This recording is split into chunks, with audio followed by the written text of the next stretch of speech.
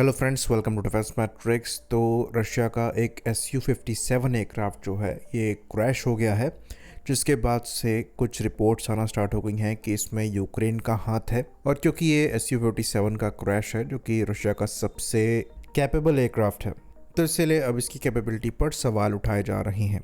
तो पहली चीज़ हम आपको ये बता दें कि ये जो एयरक्राफ्ट क्रैश हुआ है ये मॉस्को के पास क्रैश हुआ है।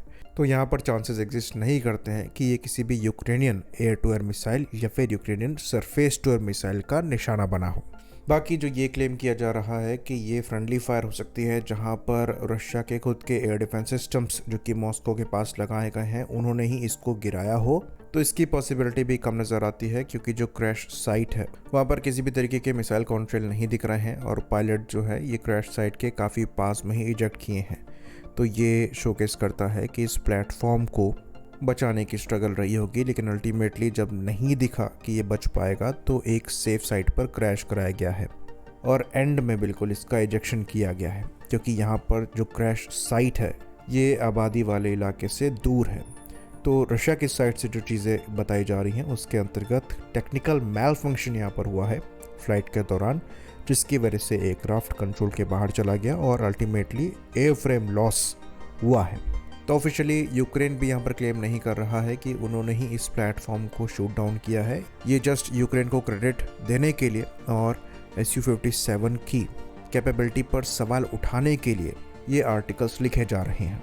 ऑल्दो रशिया का यहाँ पर बड़ा नुकसान ज़रूर है, क्योंकि उनके पास बहुत लिमिटेड नंबर में ये प्लेटफॉर्म है और उसमें से एक का क्रैश होना, वो भी कॉन्फ्लिक्ट के समय, प्रॉब्लमेटिक है। और लाइकली ये एयरक्राफ्ट इनका ऑपरेशनल एयरक्राफ्ट था, क्योंकि ऑपरेशनल एयरबेस के पास ही क्रैश हुआ है। तो यहाँ पर क्या टेक्निकल मैल फंक्शन है ये तो जांच के बाद ही पता लगेगा। लेकिन अगर आप Su-57 के यूज़ केस की बात करेंगे यूक्रेन के अगेंस्ट में, तो ज़्यादातर सिनेरियोज में आपको इनका यूज़ स्टैंड ऑफ डिस्टेंस से होता हुआ नज़र आएगा।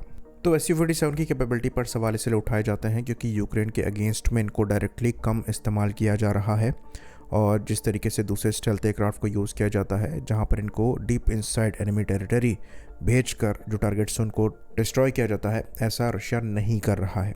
इवन यहाँ तक कहा जाता है कि ये air to surface cruise missiles जो लॉन्च कर रहे हैं ये एयर डिफेंस सिस्टम के अम्ब्रेला के अंडर से लॉन्च कर रहे हैं, पर पिछले कुछ समय से Su-57 को थोड़ा आगे भेजा जा रहा है। और इसका एग्जाम्पल एक इवेंट से दिया जाता है जिसके अंतर्गत Su-57 एक्चुअली 15 किलोमीटर्स तक यूक्रेनियन एयर स्पेस में घुसा था, जहां पर घुसकर इसने सुखोई S-70 ओकोटनिक स्टेल्थ ड्रोन को शूट डाउन किया था, जो कि मैल फंक्शन कर गया था।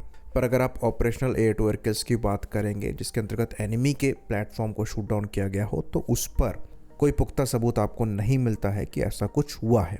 तो Su-57 जिस तरीके से यूक्रेन के अगेंस्ट में इस्तेमाल किया जा रहा है उस पर कई डाउट खड़े होते हैं, क्योंकि यहाँ पर ऐसे भी इवेंट्स हैं जहाँ पर ये एक्चुअली यूक्रेनियन एयर स्पेस में फ्लाई करता भी दिखा है, और कई ऐसे इवेंट्स हैं जहाँ पर ये रशियन एयर स्पेस से ही वेपन्स को लॉन्च कर रहा है। जो यहाँ पर लॉजिकल एक्सप्लेनेशन है वो ये है कि Su-57 को लेकर एयरक्राफ्ट के जो एवियोनिक सिस्टम है वो बेसिकली फंक्शन कर रहे हैं, लेकिन जो इसके वेपन सिस्टम है उनका डेवलपमेंट अभी भी चल रहा है। तो अगर Su-57 को इस्तेमाल किया भी जाता है तो बहुत लिमिटेड रोल यहाँ पर बचता है, क्योंकि वेपन्स को एक्सटर्नली कैरी करना पड़ेगा, और जो वेपन्स इंटरनल वेपन बे के हिसाब से बनाए जा रहे हैं वो अब जाकर धीरे धीरे आना स्टार्ट हुए हैं, जिसके अंतर्गत एयर टू एयर मोड में R-77M अब दिख रही हैं। साथ में जो Ket-69 स्टेल्दी क्रूज मिसाइल्स हैं उनको भी अब जाकर देखा गया है। तो डेफिनेटली इनिशियली रशिया भी यहाँ पर कॉशन रहा होगा इन प्लेटफॉर्म्स को यूक्रेन के अगेंस्ट में डायरेक्टली यूज़ करने के लिए, क्योंकि ये काफ़ी नए प्लेटफॉर्म है। तो ऑपरेशनल एक्सपीरियंस जितना दूसरे प्लेटफॉर्म्स के साथ रशिया को है उतना Su-57 के साथ नहीं है। बाकी यहाँ पर जो नए वेपन पैकेज को इंट्रोड्यूस कराया जा रहा है उसके साथ भी फैमिलराइजेशन ज़रूरी है कि Su-57 से इफेक्टिवली कैसे इनको यूज़ किया जा सकता है। तो कुछ लूप होल्स यहाँ पर एक्चुअली एग्जिस्ट करते हैं। इस प्लेटफॉर्म का जो डेवलपमेंट है ये काफ़ी स्लो चला है और इसलिए रशिया की साइड से कॉशन दिखाया जा रहा है, पर आने वाले समय में ये ज़्यादा से ज़्यादा फ्रंट लाइन में आपको दिखाई देंगे और उससे ही इनकी एक्चुअल परफॉर्मेंस का अंदाज़ा लगाया जा सकेगा। बाकी जो करंट क्रैश हुआ है इसमें टेक्निकल फॉल्ट होने के चांसेस ज़्यादा नज़र आ रहे हैं, जो कि बहुत बड़ी बात नहीं है। पर हाँ, Su-57 के अराउंड नेगेटिव प्रोपेगेंडा काफ़ी ज़्यादा चलाया जा रहा है, ये भी एक फैक्ट है। इसी बात पर इस वीडियो को हम ख़त्म करेंगे।